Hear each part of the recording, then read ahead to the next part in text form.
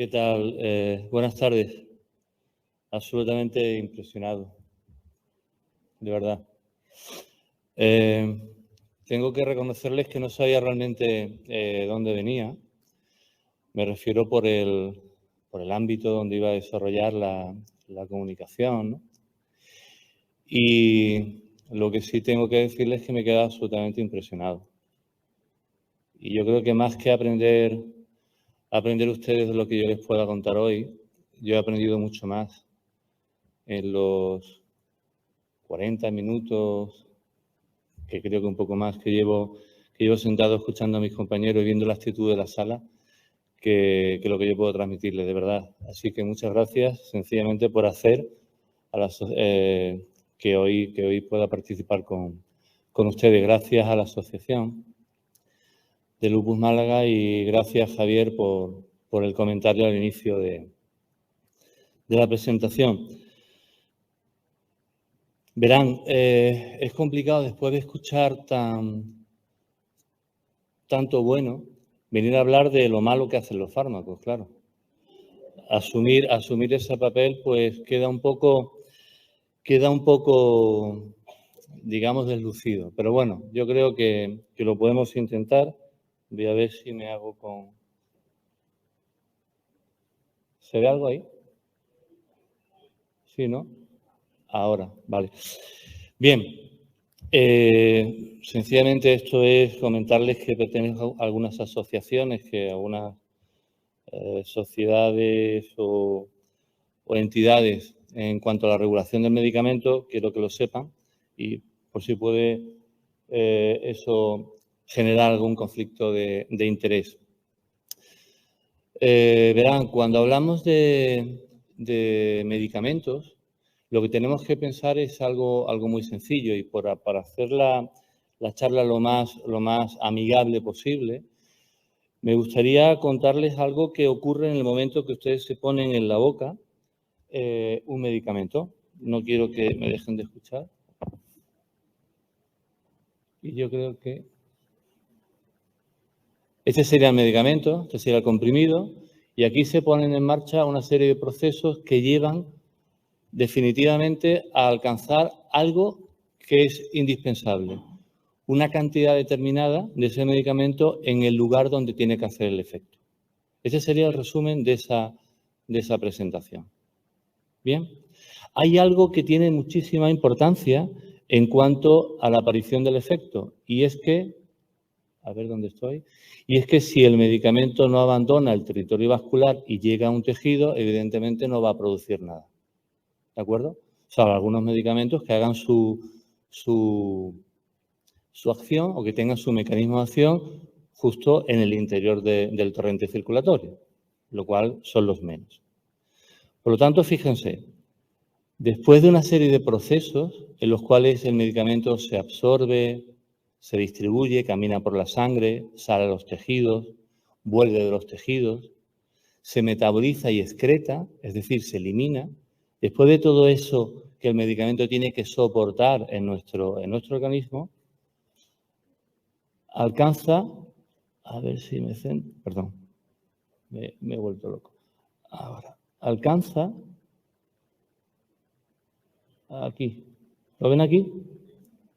Una concentración en sangre a la cual se le corresponde una concentración en un tejido determinado y eso provoca, eso es una curva dosis-efecto, eso provoca una acción farmacológica, un efecto. Y se preguntarán, ¿un efecto de qué tipo? Pues hay efectos que denominamos beneficiosos o terapéuticos y efectos que son efectos no deseados, efectos que no nos gustaría que aparecieran en ninguno de los pacientes. ¿Sí? Ese sería un poco el razonamiento. Bien, si avanzamos un poco más, esto es lo mismo, pero haciendo ver que en la unidad de tiempo en el que se produce todo este intercambio es una unidad de tiempo muy pequeña. Bien, entonces, fíjense, el fármaco se va a absorber, me tengo que centrar aquí, se va a absorber, va a llegar al torrente circulatorio, de allí va a salir hacia tejidos, va a llegar a órganos donde se produce un fenómeno de metabolización y de expulsión, de excreción, como ven aquí. Y, en definitiva, en algunos de esos tejidos se encontrará el lugar del efecto y hará su acción. ¿Sí? Bien. ¿Qué puede alterar de una manera más significativa el potencial efecto adverso de muchos fármacos? Pues sencillamente lo que el hígado le hace. El hígado es un órgano que fundamentalmente biotransforma, intenta alterar la molécula que recibe para conseguir dos cosas. La primera es que sea más hidrosoluble.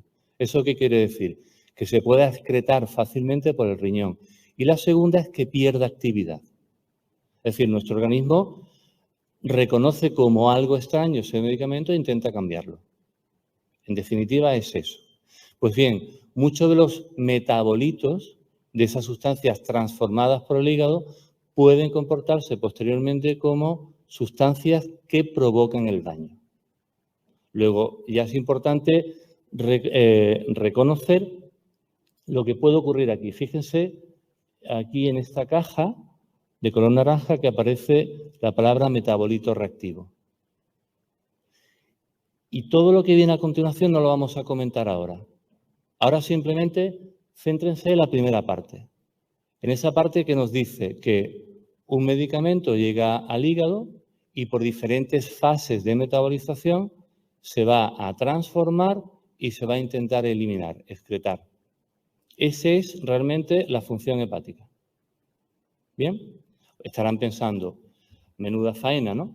Es decir, tomo un medicamento para que un órgano de mi cuerpo sea capaz de quitarlo de en medio. Bueno, ya saben que sus médicos, cuando le dosifican un medicamento concreto, ya saben todo esto que está pasando. Esto lo conocen. Por lo tanto, la dosificación, la pauta terapéutica, la hacen de acuerdo a esto. Y de acuerdo a sus circunstancias. Cada individuo, cada sujeto, tiene una forma diferente de acometer ese proceso farmacocinético que les acabo de comentar. Puede variar la absorción, puede variar la distribución, la metabolización. En definitiva, pueden responder de una forma diferente a los medicamentos en función a otro determinado paciente. Esa característica individual, esa idiosincrasia que tiene cada sujeto, hace que la medicina deba ser cada vez más personalizada y que, por tanto, la dosificación, la pauta terapéutica tienen que estar ideada fundamentalmente para ese paciente en concreto. Es verdad que hay mucha generalización y sus médicos siempre le expondrán diferentes opciones terapéuticas y los grados de posibilidad de curación, etcétera, etcétera, en función de esos regímenes terapéuticos, pero siempre esas características individuales han de ser tenidas en cuenta. Por lo tanto, quedamos en que después de ese proceso de metabolización podemos tener un fármaco que se excreta, es decir, que se elimina, que va al inodoro, pero también podemos tener algún metabolito que puede causarnos problemas en un futuro. ¿Les queda claro? Esa es una posibilidad que tenemos que tener siempre presente. ¿Sí? Fíjense, hace unos años pues se promulgó un Real Decreto que se denomina de farmacovigilancia, que viene a definir lo que es una reacción adversa, es decir, un efecto no deseado. Un efecto no deseado aparece ahí cualquier respuesta nociva y no intencionada a un medicamento. No puede ser una definición más sencilla. Todo aquello que no nos gusta. Se sabe que hay muchas diferentes maneras de provocar o de que aparezca un acontecimiento adverso, una reacción adversa, y se distinguen diferentes tipos. Yo les he señalado aquí el tipo A y el tipo B.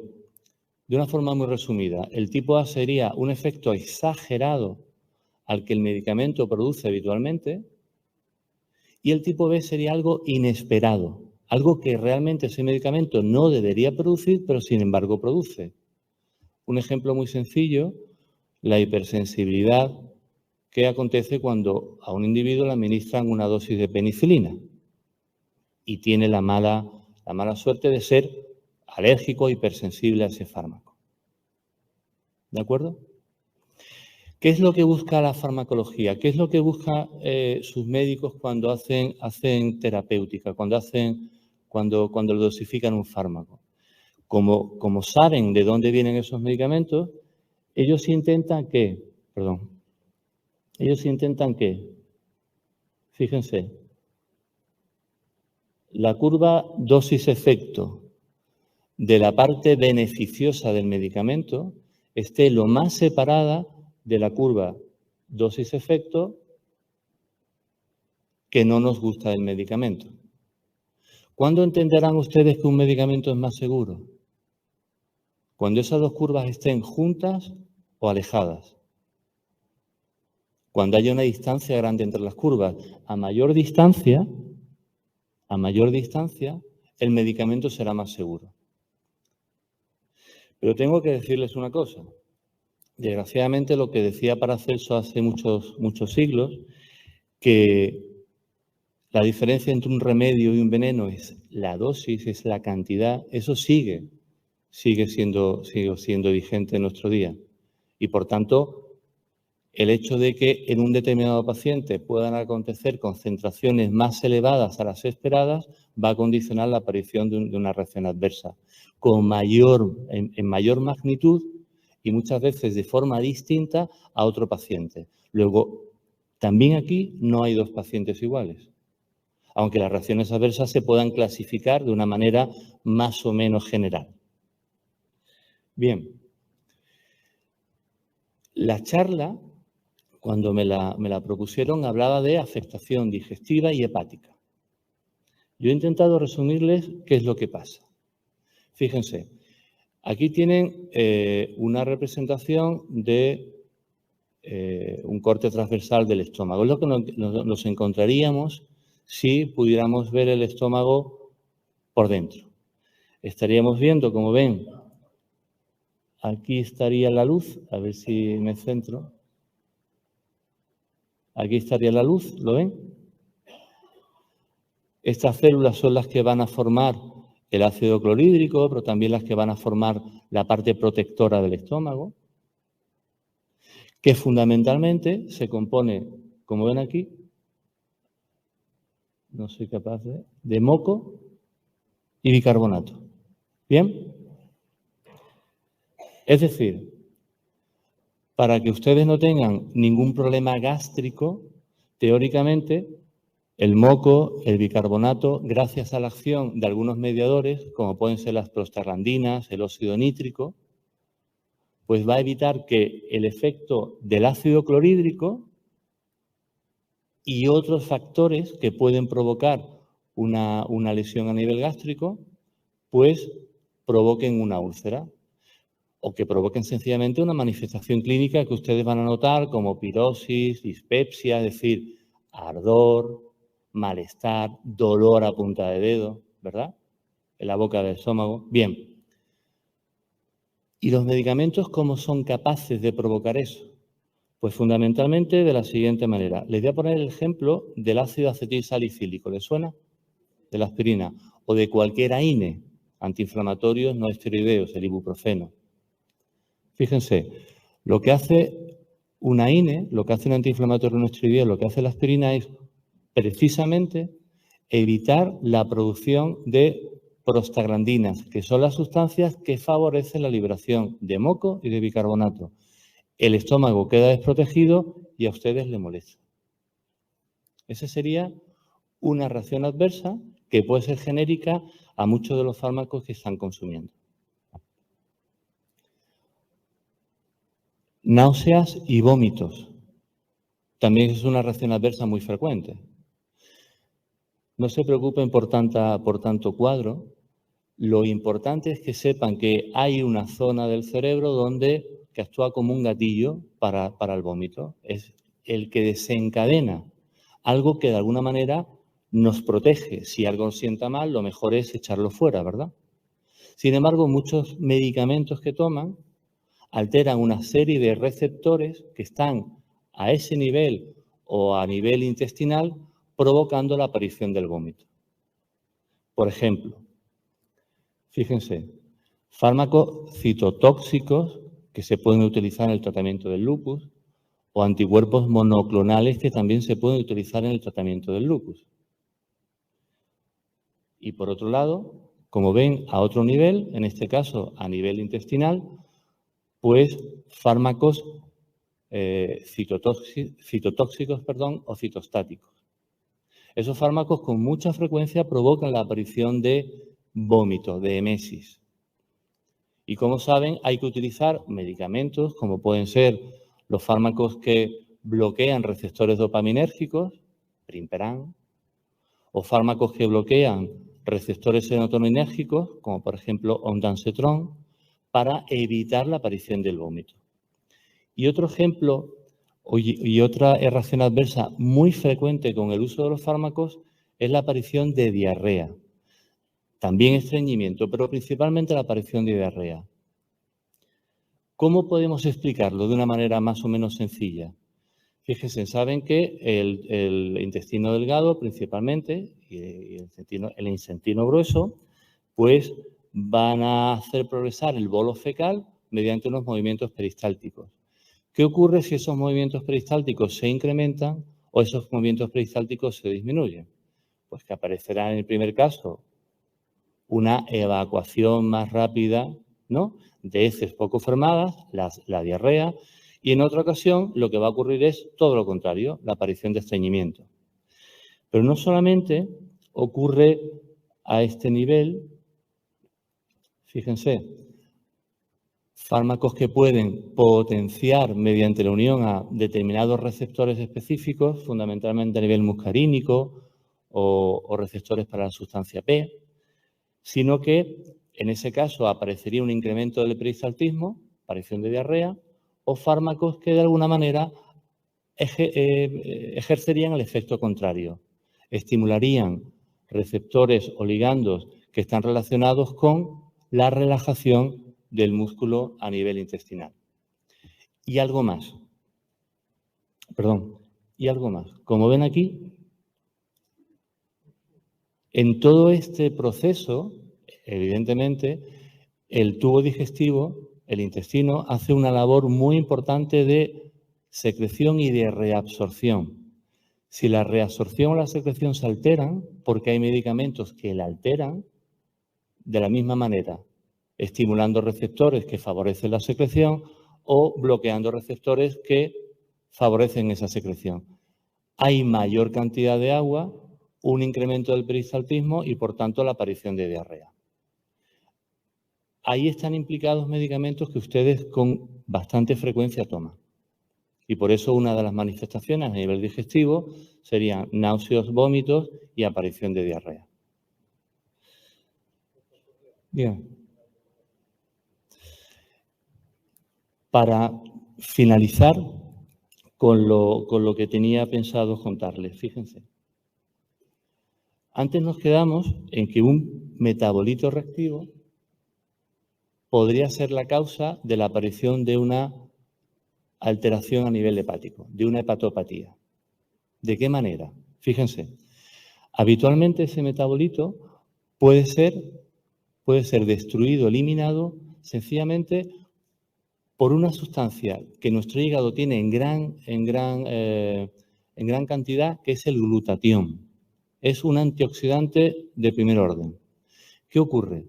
Que cuando existen estados de desnutrición o de diferentes alteraciones, muchas de ellas idiosincráticas, genéticas, se altera la cantidad de glutatión y, por tanto, ese metabolito no se puede destruir.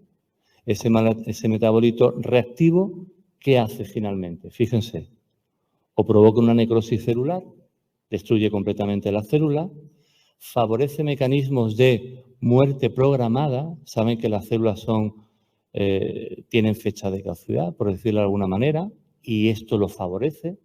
O bien poner en marcha un mecanismo de lesión inmunitaria. ¿Eso qué quiere decir?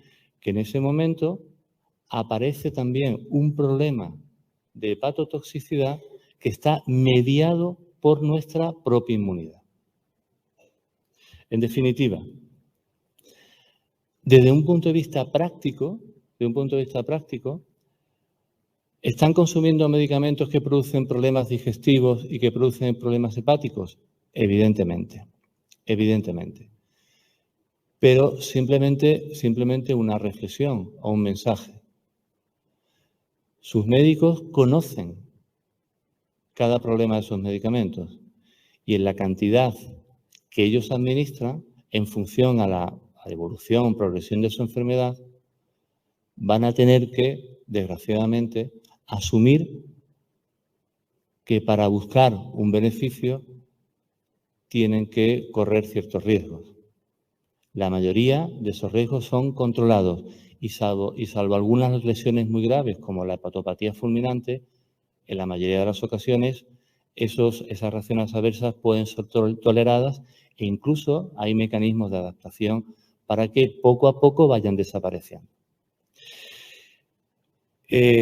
Nada más, simplemente un apunte a lo que comentaba mi compañero de mesa, Norberto, porque ha dado una enorme lista de antioxidantes y alimentos que contienen gran cantidad de antioxidantes.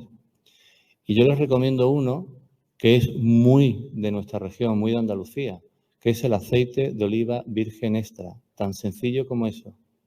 40 mililitros de aceite virgen de oliva virgen extra al día es un elemento muy importante en cuanto a reacciones de antioxidación y como antiinflamatorio. Muchísimas gracias por la atención que me han prestado.